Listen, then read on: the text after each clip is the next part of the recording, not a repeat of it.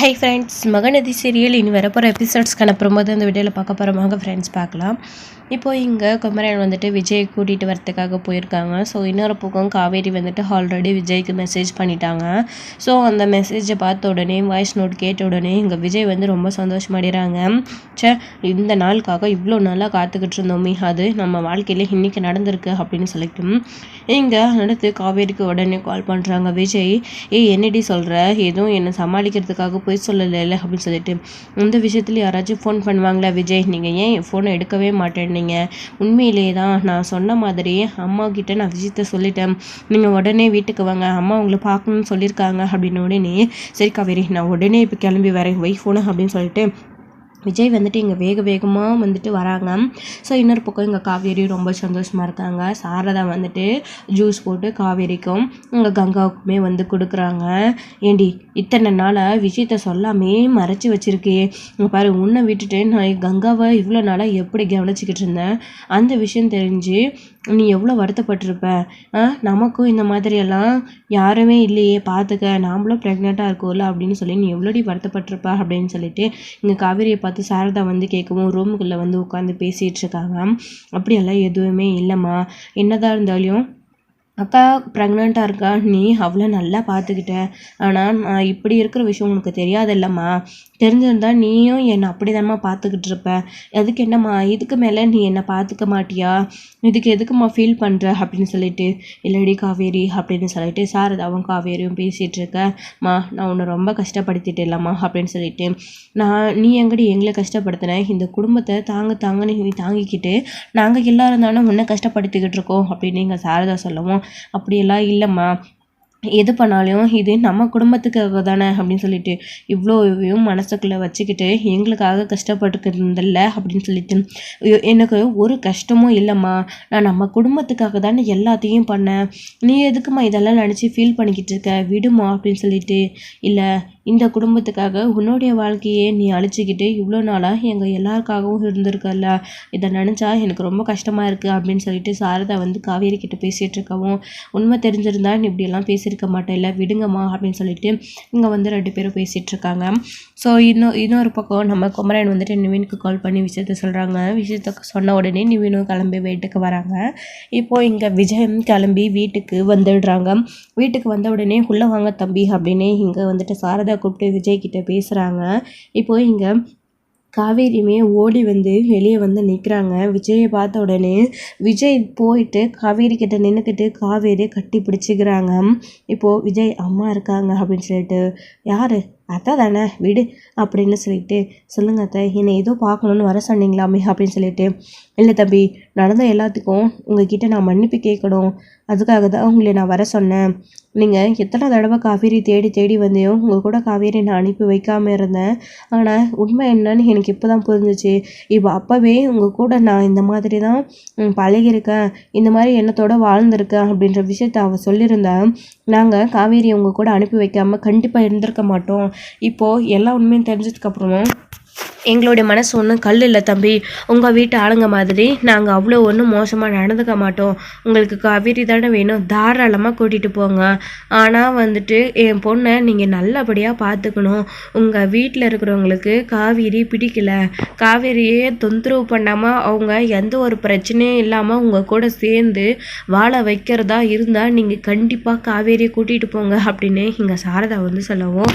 விஜய்க்கு ஒன்றுமே புரியல, என்ன சொல்கிறீங்க அத்தை, எங்கள் வீட்டில் இருக்கிறவங்களா, நான் காவேரி நல்லா பார்த்துப்பேன், அவள் என்னுடைய பொண்டாட்டி, அவள் என்னுடைய குழந்தைய வயிற்றுல சுமக்கிறா, அதை எப்படி பார்த்துக்கணும்னு எனக்கு தெரியும், ஆனால் எங்கள் வீட்டிலேருந்து யார் காவேரிக்கு பிரச்சனை பண்ண போகிறாங்க, காவேரி யார் தொந்தரவு பண்ண போகிறாங்க, எனக்கு ஒன்றும் புரியலையா அப்படின்னு சொல்லிட்டு, ஏன்னா நீங்கள் பாட்டியை சொல்கிறீங்களா, பசுபதினால பிரச்சனை வரும் அப்படின்னு கொஞ்சம் பாட்டி தான் சிடுன்னு பேசிக்கிட்டே இருந்தாங்க, நான் அதை சமாளிச்சுக்கிறேன் விடுங்க அப்படின்னு சொல்லிட்டு, இல்லை தம்பி, உங்களுக்கு தெரியாமல் என்னென்னமோ நடந்திருக்கு, ஆனால் உங்ககிட்ட இந்த விஷயத்த சொல்லக்கூடாதுன்னு சொல்லியிருந்தாங்க, ஆனால் இப்போது என் பொண்ணு இந்த நிலமையில இருக்கிறான்றப்போ இதுக்கப்புறம் நான் சொல்லாமல் எதுவும் இருக்க முடியாது, அது உங்களுக்கு தெரிஞ்சு நடக்குதா இல்லை தெரியாமல் நடக்குதான்னு தெரியல, ஆனால் அவங்க என்னமோ உங்களுக்கு எல்லாமே தெரிஞ்சு தான் நடக்கிறன்ற மாதிரி பேசிக்கிட்டு இருந்தாங்க, அதை வச்சு நான் சொல்கிறேன் தம்பி, இங்கே பாருங்கள், உங்கள் சித்திக்கும் பாட்டிக்கும் என் காவேரியை சுத்தமாக பிடிக்கவே இல்லை.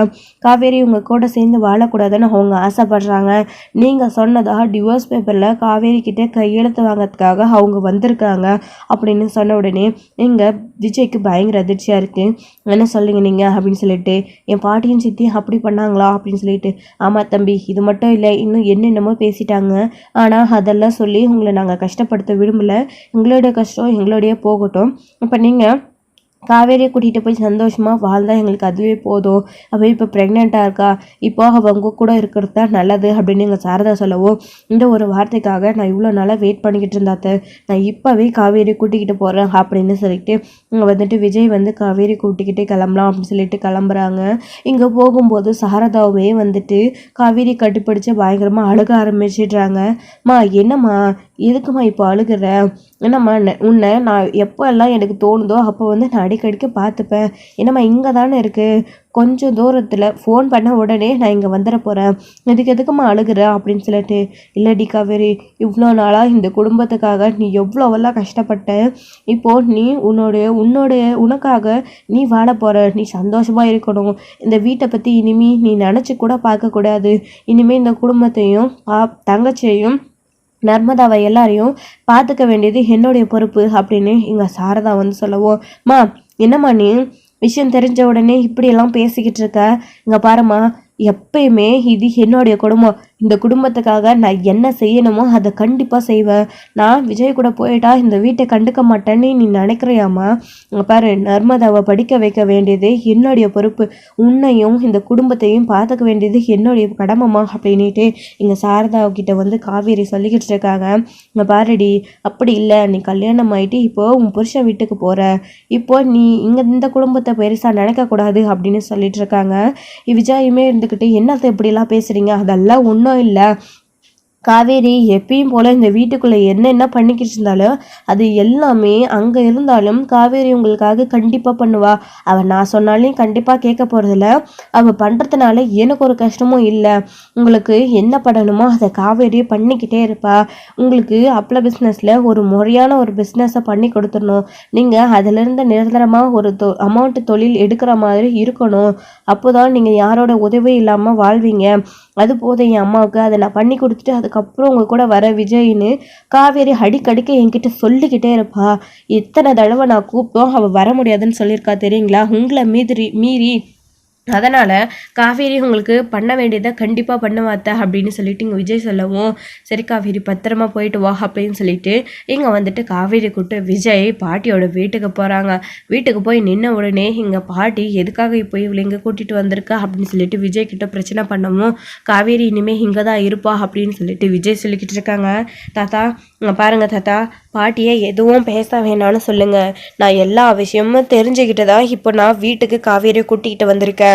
என்ன பாட்டிக்கிட்ட எதுவும் பிரச்சனை வச்சுக்க வேணான்னு சொல்லுங்க, அப்புறம் நான் பேசினேன்னா பாட்டி தாங்க மாட்டாங்க அப்படின்னு சொல்லிட்டு இங்கே விஜய் வந்து பாட்டிக்கிட்டையும் சொல்லிக்கிட்டு இருக்காங்க, தாத்தா கிட்டேயும்.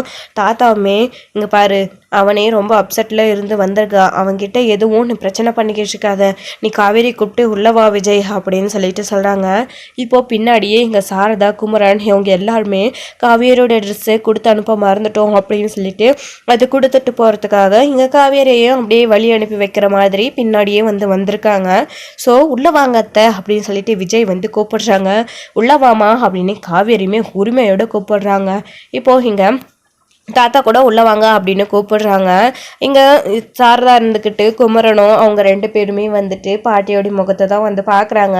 பாட்டி என்ன சொல்ல மாட்டாங்க, நீங்கள் உள்ளே வாங்க அப்படின்னு சொல்லிட்டு விஜய் சொல்லவும், என்ன விஜய் இது எல்லா விஷயத்துலையும் நீயே முடிவெடுப்பியா அப்படின்னு சொல்லிட்டு, இப்போ அவங்க உள்ளே வர்றதுனால என்ன ஆக போகுது, நீங்கள் அமைதியாக இருங்க அப்படின்னு சொல்லிட்டு நீங்கள் குமரனும் உள்ளே வராங்க.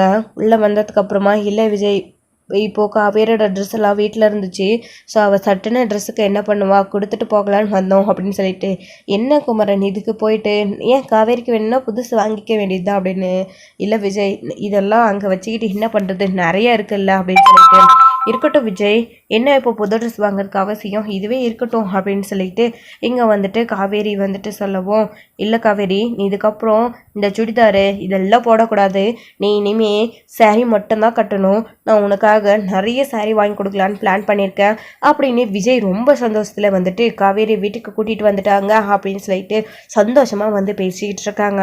ஸோ இங்கே பாட்டிக்கு பயங்கர டென்ஷன் ஆகுது. நம்ம இவகிட்ட டிவோர்ஸ் பேப்பரில் கையெழுத்துக்கு விட்டால் இவன் நடந்த விஷயம் எல்லாத்தையும் விஜய் கிட்ட சொல்லி இப்போ வீட்டுக்குள்ளேயே வந்து உட்காந்துட்டு இருக்காளே, நான் ஏதாச்சும் பண்ணிப்பேன் அப்படின்னு அத்தனை தடவை சொல்லியும் இவன் இங்கே வந்து உட்காந்துட்டு இருக்காளே அப்படின்னு சொல்லிட்டு இங்கே பாட்டி ஒரு பக்கம் நினச்சிட்டு இருக்கா. விஜய் கூட்டிகிட்டு போயிட்டு காவேரி வந்து பேசுகிறாங்க. இங்கே பாருங்கள் விஜய், நீங்கள் பாட்டிக்கிட்ட கோவப்பட்டு பேசாதீங்க. பாட்டி சுத்தமாக நான் இங்கே வர்றது பாட்டிக்கு பிடிக்கவே இல்லை. நான் இங்கே வந்தேன் அப்படின்னா விஜய் இங்கே கூட்டிகிட்டு வந்தான் அப்படின்னா நான் வந்துட்டு அந்த வீட்டில் உயிரோடவே இருக்க மாட்டேன், ஏதாச்சும் பண்ணிப்பேன் அப்படின்னு பாட்டி என்கிட்ட சொன்னாங்க. பாட்டிக்கு ஏதாச்சும் ஆயிடுன்ற பயத்தில் தான் நான் வந்துட்டு அந்த மாதிரியெல்லாம் சொல்லிக்கிட்டு இருந்தேன். ஆனால் பாட்டி நமக்கு முக்கியம் இல்லை, பாட்டிக்கிட்ட நீங்கள் எதுவும் கேட்காதீங்க விஜய், அவங்கக்கிட்ட பிரச்சனை பண்ணாதீங்க அப்படின்னு காவேரி விஜய்கிட்ட கம்பல் பண்ணி கேட்டுக்கிறாங்க. அதனால விஜய் அமைதியாகவே இருக்காங்க காவேரியோடைய பேச்சை கேட்டுக்கிட்டு.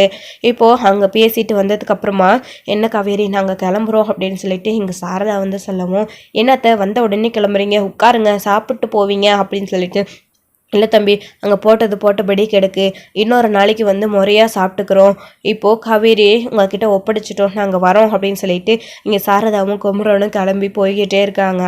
இப்போது தாத்தாவை வந்துட்டு, என்ன விஜய் காவேரியே ஒரு வழியாக நீ அடித்த மாதிரி வீட்டுக்கு கூட்டிகிட்டு வந்துட்ட, ரொம்ப சந்தோஷம் தானே அப்படின்னு சொல்லிட்டு, ஆமாம் தாத்தா இருக்காத பின்ன, அப்புறம் காவேரி வீட்டுக்கு வந்ததுக்கப்புறமா உங்ககிட்ட ஒரு பெரிய சர்ப்ரைஸ் இருக்குது, அதை சொல்லணும்னு நான் சொல்லிக்கிட்டே இருந்தேன்ல, ஆனால் காவேரி வீட்டுக்கு அன்னைக்கு கூட்டிகிட்டு வராத சொல்ல முடியல, ஆனால் இன்னைக்கு சொல்கிறேன், நான் எதுக்கு காவேரியை இனிமேல் சுடிதார் போடக்கூடாது சாரியே கட்டணும்னு சொல்கிறேன், உங்களுக்கு புரியுதா அப்படின்னு கேட்கவும், என்ன இப்போது அவள் கல்யாணம் ஆகி உன் கூட வந்துட்டா, இதுக்கப்புறம் அவள் கல்யாணமாக ஒரு கல்யாணம் ஆன பொண்ணு மாதிரி லட்சணமாக இருக்கணும், அதுக்காக தானே அப்படின்னு சொல்லிட்டு, ஐயோ தாத்தா அதுக்கு மட்டும் இல்லை, இப்போது காவேரி ப்ரெக்னெண்ட்டாக இருக்கா, ப்ரெக்னெண்ட்டாக இருக்கிற அந்த சமயத்தில் அவள் சுடிதாரில் போட்டால் டைட்டாக இருக்காதா, சாரீ கட்டினா தானே அழகாக இருக்கும், அதுவும் குழந்தைக்கு நல்லா வந்து நேச்சுரலாக வந்து வெயில் ஒளியெல்லாம் படும், அப்போ தானே குழந்தை நல்லபடியாக வளரும், அப்போ வந்து டாக்டரில் சொல்லியிருக்காங்க அப்படின்னு இங்கே விஜய் வந்து சொன்ன உடனே தாத்தாவுக்கு சந்தோஷம் தாங்க முடியல.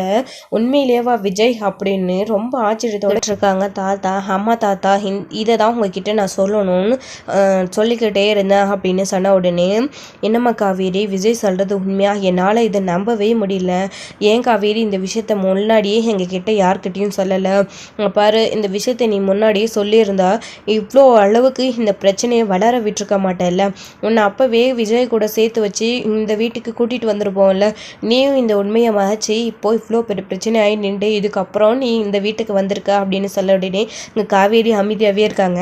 தாத்தா அவள் எப்படி தாத்தா உண்மையை சொல்லுவா, எவ்வளோ பிரச்சனை இருக்குது, அந்த பிரச்சனையில் நடுவில் இவள் எப்படி சொல்லுவா, முக்கியமாக பசுபதியோட பிரச்சனை, அந்த பசுபதினால் ஏதாச்சும் ஒரு ஆபத்து அப்பப்போ வந்துக்கிட்டே இருக்குது, இவ்வளோ சூழ்நிலையில் எப்படி காவேரி சொல்வா, அது மட்டும் இல்லாமல் காவேரி இந்த வீட்டுக்கு வராமே அது ப்ரெக்னெண்ட்டாக இருக்கா அப்படின்னு சொன்னால், அதுவும் ஒப்பந்த கல்யாணம் பண்ணவ எப்படி ப்ரெக்னெண்ட்டாக இருக்கா, அப்போது உண்மையிலே பணத்துக்காக காவேரி என்கிட்ட பழகின மாதிரி எல்லாரும் பேசுவாங்கல்ல, தோ நம்ம வீட்டில் இருக்கிறவங்க பேசுகிறாங்களே அந்த மாதிரி தானே அப்படின்னு இங்கே விஜய் வந்துட்டு கேட்கவும், இப்போ காவேரி இருந்துக்கிட்டு விஜய் நான் உங்களை அமைதியாக தானே இருக்க சொன்னேன் அப்படின்னு சொல்லிட்டுறாங்க. சரி காவேரி நான் எதுவுமே பேசலை, உனக்காக மட்டும்தான் நான் அமைதியாக இருக்கேன் போதுமா அப்படின்னு சொல்லிட்டு இங்கே விஜய் வந்து சொல்லிக்கிட்டு இருக்காங்க. இப்போ காவேரியை நல்லா பார்த்துக்கணும் விஜய், காவேரி இப்போ ப்ரெக்னெண்ட்டாக இருக்கா, இவ்வளோ பிரச்சனையும் இவ்வளோ நாளாக சமாளிச்சிட்ருக்கா, இந்த மாதிரி நேரத்தில் அவள் நல்லா ரெஸ்ட் எடுக்கணும். இங்கே பாரு விஜய், இனிமேல் காவேரியை விட்டு நீ ஒரு நிமிஷம் கூட எங்கேயும் போகக்கூடாது, அவளை என் பேரப்பிள்ளையை பெற்று கொடுக்குற வரைக்கும் நீ பத்திரமா பார்த்துக்கணும் அப்படின்னு தாத்தா சொன்ன உடனே இங்கே விஜய்க்கு சந்தோஷம் தாங்க முடியல, அப்படி காவேரியை தாங்கன்னு தாங்குறாங்க. சரிங்க தாத்தா நீங்கள் சொல்லிட்டீங்கல்ல அப்படின்னு சொல்லிட்டு, இன்னொரு பக்கம் இங்கே பாட்டியும் அவங்களுடைய சித்தியும் எதுவுமே பேச முடியாமல் விஜய் வந்துட்டு அவங்கள பேசவும் விடாமல் அமைதியாக வந்து வச்சுருக்காங்க. இப்போது இங்கே தாத்தா வந்துட்டு காவேரியை உள்ளே கூட்டிகிட்டு போ விஜய் அப்படின்னு சொல்லிக்கிட்டு இருக்காங்க. உள்ளவா காவேரி, இது இனிமேல் உன்னோட வீடு அப்படின்னு விஜய் வந்து கூட்டிக்கிட்டு சந்தோஷமாக கூட்டிக்கிட்டு போகிறாங்க ரூமுக்கு. காவேரியுமே விஜய் கூட ரொம்ப சந்தோஷமாக இந்த வீட்டுக்குள்ளே நம்ம சேர்ந்து வாழ போகிறோம் அப்படின்னு போய்கிட்டு இருக்காங்க. ஸோ இதோட இந்த எபிசோடு வந்து முடிச்சிருக்காங்க. இனி வரப்போகிற எபிசோடில் அடுத்தடுத்து என்ன நடக்குது, எப்படியும் பாட்டியும் ராதாவும் அவங்க 2 பேரும் சேர்த்துக்கிட்டு காவேரி இந்த வீட்டுக்குள்ளே இருந்து துரத்தணும் அப்படின்னு பிளான் போட்டு செய்வாங்க. ஸோ அவங்க பாட்டியும் சாரதாவும் நினச்ச மாதிரி காவேரி இந்த வீட்டை விட்டு விரட்ட போகிறாங்களா, இல்லை காவேரி வந்துட்டு விஜய் கூட சேர்ந்து விஜய் வந்துட்டு காவேரி எங்கேயும் போக விடாமல் அவங்க 2 பேரும் சேர்ந்து சந்தோஷமாக வாழ போகிறாங்களா என்ன அப்படின்றதெல்லாம் வெயிட் பண்ணி பார்க்கலாம் ஃப்ரெண்ட்ஸ். தேங்க்யூ. அந்த வீடியோ உங்களுக்கு பிடிச்சிருந்தா லைக் பண்ணுங்கள், ஷேர் பண்ணுங்கள், கமெண்ட் பண்ணுங்கள். மறக்காமல் பெல் ஐக்கனை கிளிக் பண்ணி வச்சுக்கோங்க.